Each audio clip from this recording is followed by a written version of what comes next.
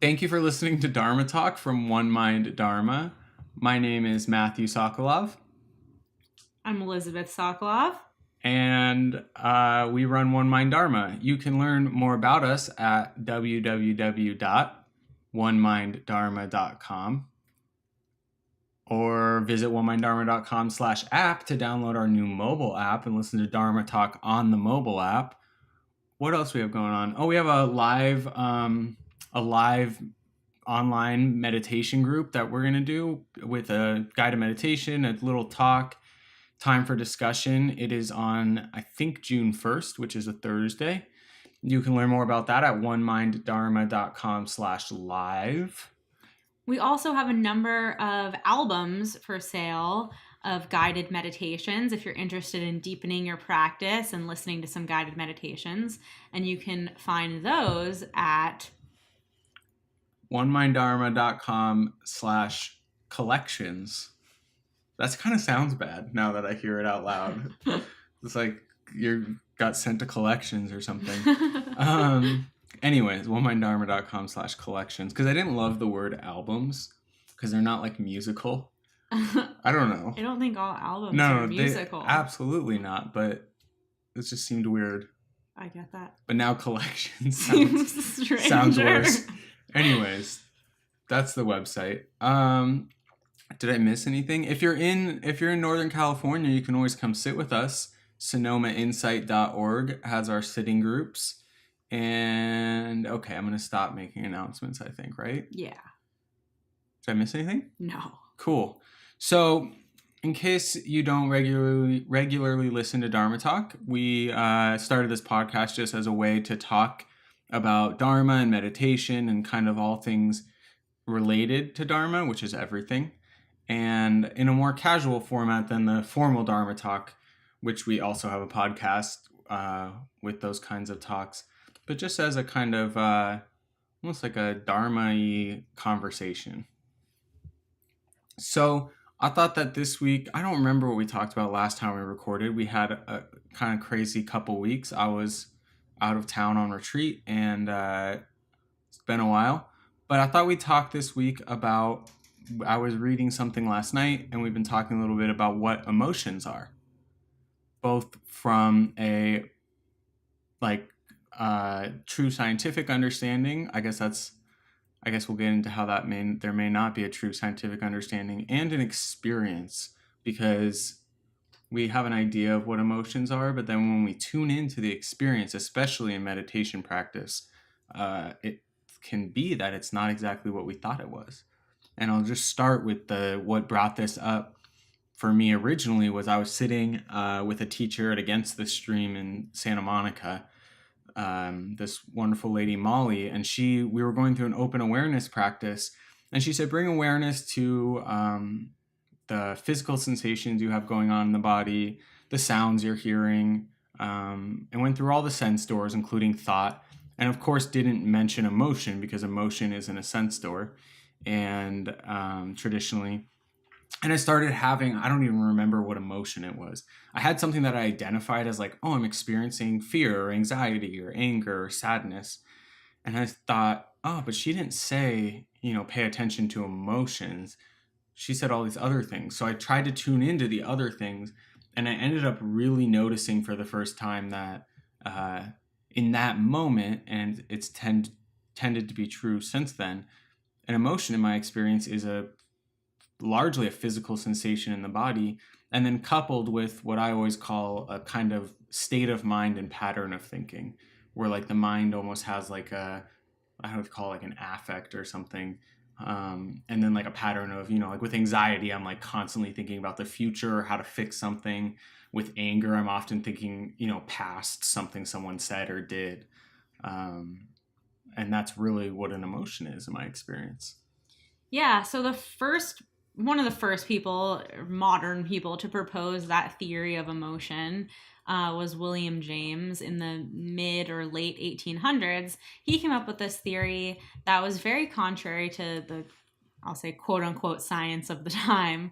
And he said emotion it's body sensation. It's body sensation, and then you have some sort of mental reaction to it, or some sort of like conceptualizing what you're feeling.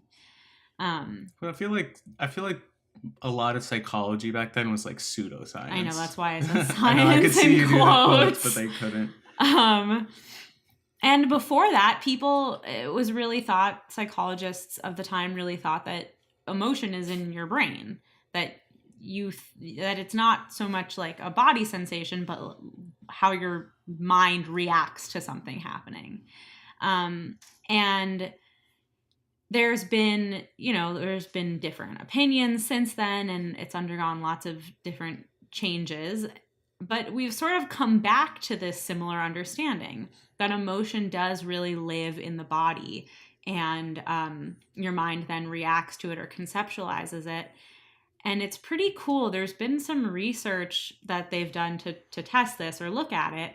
And one thing that's been found is that people who have paralysis or who have amputated limbs tend to experience less strong emotions than people who can feel their bodies in a way that we might consider more normal. And that really points to the fact that there is something very physical and bodily about this experience of emotion, that it really does live in the body sensation. And it's not just all in your mind. It's not just my mind reacts with anger or my mind reacts with anxiety. There's a lot more to it. There's that physical feeling of heart racing or blood pressure rising, body temp in your extremities dropping, things like that. So it's really interesting because you can look at these things in meditation and start to become really aware of your emotions and really familiar with how and where you feel them in the body. And I think that there's a lot of reasons to do that. For one, when you start to notice them and really have a way to name them or be aware of them, they don't control you quite so much. I think often about the physical sensation of anxiety. People who have anxiety, me being one of them, often we don't realize that there's this whole physical piece that's happening because we can get stuck in the mental component of the things more like rumination or worry. And when you tune in meditation or even in daily life to like, what does this physical feeling of anxiety feel like, it can really start to create some spaciousness for it and can start to calm it down a little bit. Like once I can say, oh, I feel a tightness in my chest, I'm then able to say, okay, I can allow that to be there. I can notice how it feels. I can soften around it. And that can be like a door in to reducing the anxiety. And it also kind of in a way can go the other way, where we're like when someone has something like a panic attack, they might be so tuned in with the body and the feeling of like not being able, not that we're all so in tune with our body as a culture in the United States at least, but sometimes we feel what's on with the body and don't recognize that there's an emotional experience going on. Like we just don't see the connection often. Absolutely. Where people, and if you've had this experience, there's nothing wrong with it. It's a quite, unfortunately, a common and normal experience where people with panic attacks think they're having a heart attack. I think they're dying. And, part of my understanding of the reason of that is it feels like that, first of all. And there's not really an awareness of the mental piece that's going with it. And that's not to say like, oh, well, that's your fault because you're unaware, or I don't mean it like that at all, as much as it's pointing towards this, even it's pointing towards this like lack of understanding that the mind and body are connected. And then of course there's the piece that like, even if we know that and have had that insight or, can intellectually understand that, when the shit hits the fan, we don't always have that like, oh, look at the mind-body connection. Like sometimes there's that famous Ram Dass story, I believe it was, where they have a stroke or a stroke. And he teaches so much about death. And he said, I didn't have a spiritual thought the entire time I was in the ambulance. Yeah. That happens, but we don't see that connection. And that connection, you could probably speak to this more. You definitely could speak to this more than I could. But it feels like that idea that like the mind and body are so intricately linked used to be kind of like a new agey pseudoscientific belief. Yeah, it was sort of a And hippie science thing. is kind of catching up to like, whoa, there's some truth here. There's not some truth here. There's completely truth here. When you think about even things like somatization, or like somatic disorders, quote unquote, the prevalence of them is really on the decline. And somatic disorders are disorders where people essentially take emotional symptoms and put them on their body. So when someone says, I have, terrible stomach pain, I've always had stomach pain, and there's no medical cause for the stomach pain, and it turns out that it's really an emotional experience that's coming out in this very physical way. There's probably a lot of reasons that we could come up with for why this isn't as common anymore, at least in the US. But I think one of them is that we're now starting to really accept more that there is this connection between our emotions, our physical emotions and our mental emotions. And that is to say, like, that's not so abnormal. Like, there's nothing so weird about having extreme anxiety and experiencing it as a really bad stomach ache. That might just be how someone experiences their anxiety. Yeah, I think, and that, I really think that you said, when we bring awareness to it, we don't have to like kind of be held captive by it so much. And I also think that what you just mentioned is true, that as we bring awareness to and talk about these things, it takes some stigma out of it, and we see that like, oh, other people experience this too. It's quite normal. Absolutely. Not that normal means it has to be pleasant or you'll always experience it or anything like that, but it does point towards this acceptance really, and less, a kind of less resistance. I wrote that post. This was kind of sparked by the post I wrote the other day. It's at oneminddharma.com/pain, about meditating with pain in the body, and has like a guided meditation, and it was like 5 tips or something for dealing with pain. And at the end I offered I called it a bonus thought, of, don't forget to look at emotional pain in the body and how that manifests. And I didn't want to say anything that was completely uneducated, because unlike you, I don't have a background in psychology, or a background, a current round, a foreground, I don't know, a current ground. But so I didn't want to say anything like, uneducated or false or unhelpful or anything. So I did a little bit of research. I talked to you, and I found all these kind of like competing theories of emotion. Yeah. However, most of them include some aspect of the mind and body relating. One of the interesting ones, I think it was like the theory of constructed emotion, argues that, we have like an affect in the mind and an experience in the body, which interrelate, of course, and then emotions, how we interpret it. And the thing I really found interesting about that is just what you said of, all right, you experience anxiety in your stomach, right? Is that what you just said? Yeah, usually. Whereas if I'm anxious, a lot of my emotions actually I experience in my limbs and extremities. Like I've said it before, like my blood's boiling or something. 2 completely different experiences, but I call it anxiety. And then there's also the piece that we might have similar experiences physiologically and interpret it differently and call it, a different emotion. Yeah.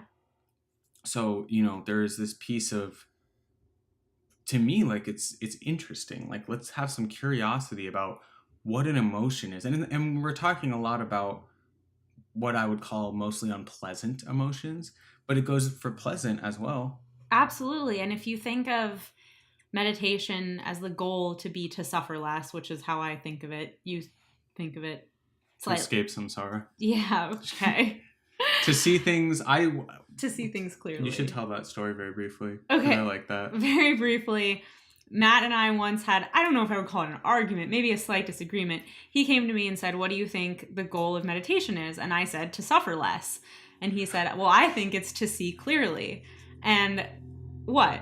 Am I not telling you right? It wasn't an argument. No, okay. And I said it wasn't an argument. It was just an episode now we're arguing. It was an episode of Dharma Talk before we started Dharma Talk. Oh, it was, exactly. Yeah. This is the conversations that Dharma Talk were born out of. And so I went to my meditation teacher and obviously looking for validation for my point of view, and said, what do you think the goal of meditation is? And she said, what do you think it is? And I said, well, I think it's to suffer less. And Matt thinks that it's to see clearly. And she's like, well, you've just named the destination and he's named how to get there. Which is so poignant. It's because you're an idealist and I'm a pragmatist. Like, pragmatist, is that a word? I'm a realist. So it's, beautifully illustrates our path.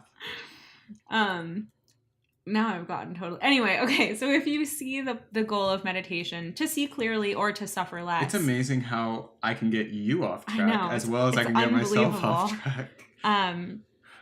Then there's a really good reason for having that curiosity about your emotions and maybe the body sensations that indicate those emotions.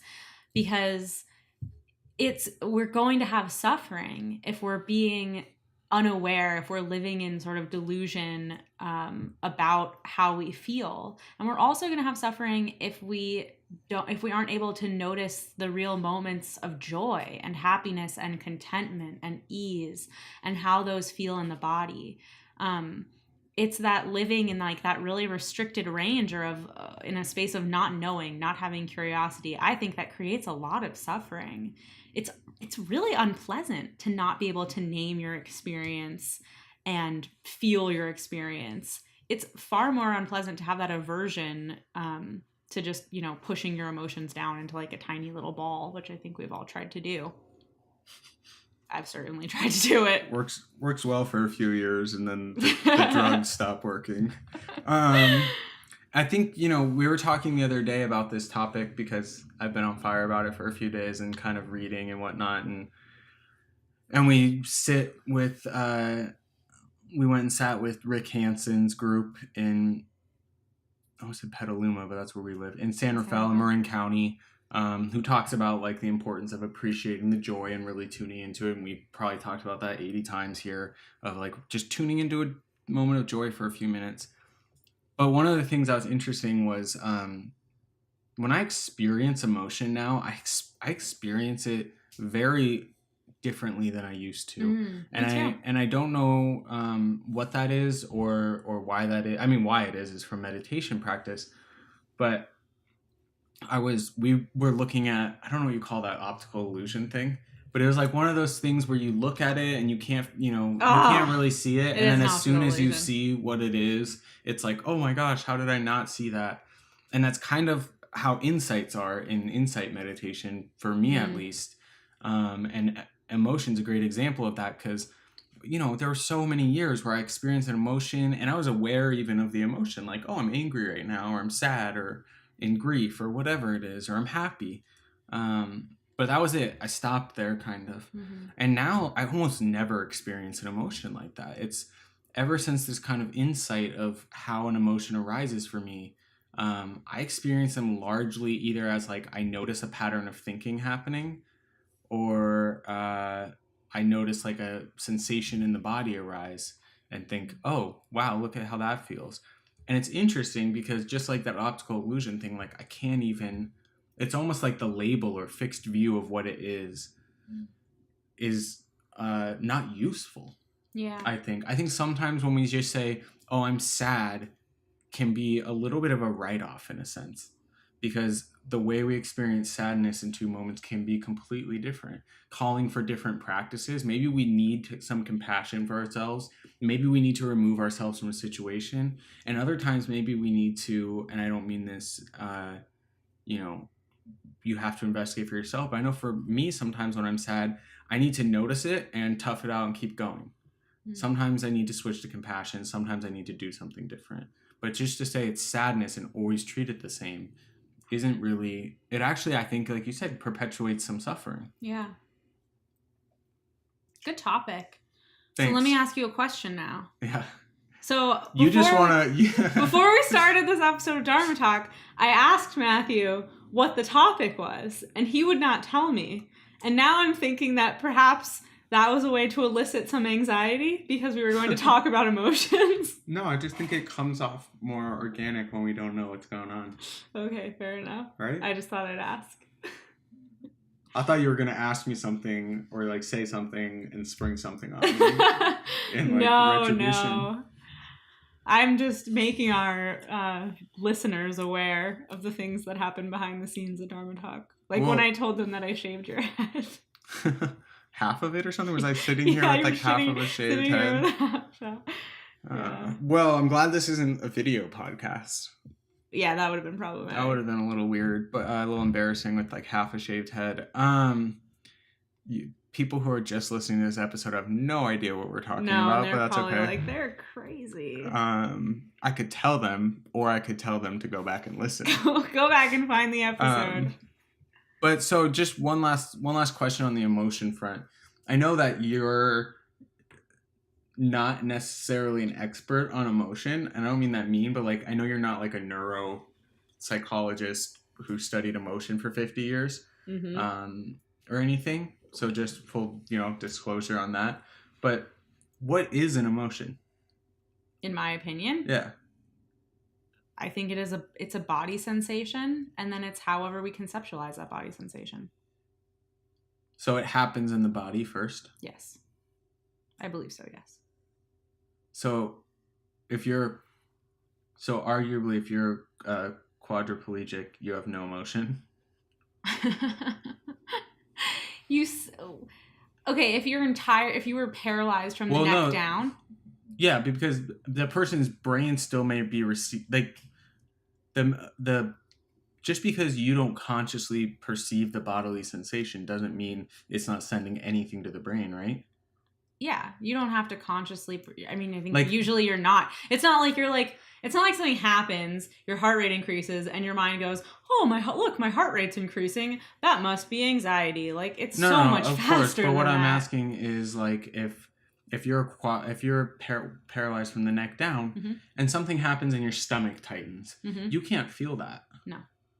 But your brain still registers it, or it could. It could theoretically. Yeah. Okay. But I think that you're still gonna have I think you're gonna have a very dulled sense of emotion. Yeah. And I think there's good research to back that up, that you're not going to experience things as strongly. Well, they showed one of the research studies, and I wish I knew the study authors or the year or any identifying information for the listeners, was I told you about rats, and they put them in fMRIs, which is both sad and adorable. But rats who had experienced social support, like some kindness from another rat, releases dopamine in the brain or whatever it was, and it actually like numbs out you become less sensitive to pain, so it actually makes you able to take a little bit more pain to have that social support.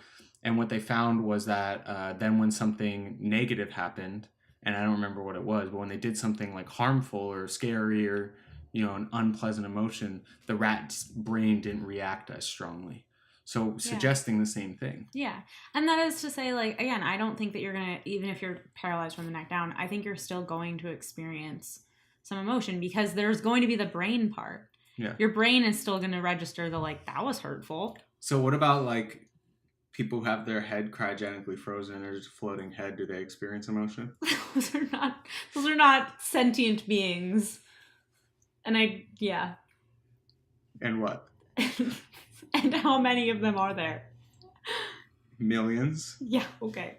You don't know. All right, we digress. Anyways, interesting stuff. I for those of you that don't know anything about or a lot about us, Elizabeth is a graduate student studying psychology, and I got kicked out of college. So I love, learning kind of by proxy, or kind of getting the rundown. It's nice. You go to school and I get to hear the interesting things. I don't have to sit through the things I wouldn't find interesting. So I love these things, and I think they're applicable to practice. I think so too. I really think that I think that there's of course a difference between understanding by reading in a book or hearing a lecture versus knowing, like with in the suttas they would call knowing, like really having the insight about it. But I think that they can feed each other. I think as we have insights and then we start to learn some like actual, whether it's a suttas or psychology or whatever it is, it can give us kind of a foundation for understanding that concept that we're reading in a textbook because we've experienced it. And then, of course, I think it goes the other way. I mean, I don't think we want to fill our heads with too much reading and information. It's something I've done in my practice where all I do is read and listen to talks and I'm not actually practicing. But I do think that if we have some solid foundation of understanding like this, when we sit and emotions come up, for example, with this, we can have maybe a framework for investigating. And maybe you find everything we said to be total BS and not true to you. And and that doesn't make you wrong. Yeah. I think that people experience them differently, but I do think that intellectual understanding and why don't you call that experiencing? Yeah, like experiencing contemplative understanding can fuel each other. Absolutely. Much as the mind fuels the brain and the mind fuels the body and the body fuels the mind. Well, thanks for this topic today. Yeah. So you can visit us at www.oneminddharma.com or you can visit us at oneminddharma.com without the www because it's 2017. You can download our app at oneminddharma.com/app. If you have or had the app or are thinking about the app, just a couple notes. It's gone through some major updates because I messed it up.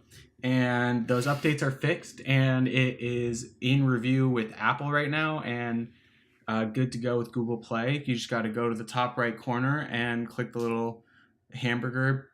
What's that what we call it? Yeah, hamburger menu. And then there's a button near the bottom that says check for new content and you click that. oneminddharma.com/app. It's free. And check out our live meditation thing. That was a good sell. Wow. Our live meditation, guide meditation and talk at oneminddharma.com/live. Anything else? That's it. Thanks for having me. Thank you all. Oh, yeah, I got one more thing. No one's listening anymore. Visit onemindtherapy.com, which is Elizabeth's new website for her soon-to-be therapy practice. It's going to obviously be inspired by the Dharma a little bit, but really more of the psychology piece and a little more secular, maybe even a little more pragmatic, I would say. And you can follow her on Instagram at One Mind Therapy. And on Twitter at One Mind Therapy. And on Facebook at One Mind Therapy. Awesome. All right. Thank you all.